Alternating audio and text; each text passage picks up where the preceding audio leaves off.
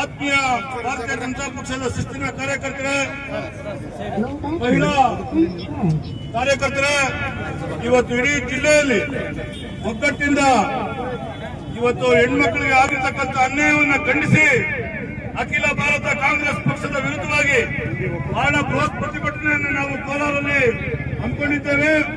ನಾವು ಒಕ್ಕೂಟದಿಂದ ಕಾಂಗ್ರೆಸ್ ಪಕ್ಷಕ್ಕೆ ಧಿಕ್ಕಾರವನ್ನು ಹೇಳ್ತಾ ಇದ್ದೇವೆ.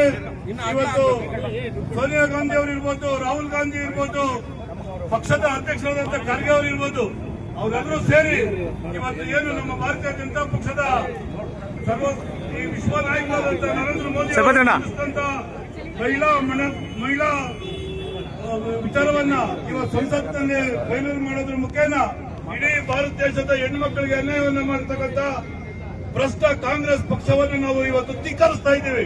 ಹಾಗಾಗಿ ಇಡೀ ರಾಜ್ಯದ ಎಲ್ಲ ಹೆಣ್ಮಕ್ಳು ಕೂಡ ಮುಂದೆ ನಡೀತಕ್ಕಂಥ ಚುನಾವಣೆಯಲ್ಲಿ ಕಾಂಗ್ರೆಸ್ ಪಕ್ಷದ ವಿರುದ್ಧ ಮತ ಚಲಾವಣೆ ಮಾಡಬೇಕು.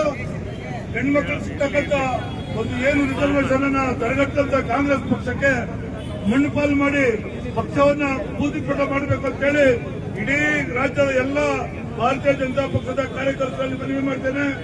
ಮುಂದೆ ನಮ್ಮ ನರೇಂದ್ರ ಮೋದಿಜಿಯವರು ಖಂಡಿತವಾಗೂ ಕೂಡ ಮಹಿಳಾ ಮೀಸಲಾತಿ 33% ಮಾಡೇ ಮಾಡ್ತಾರೆ.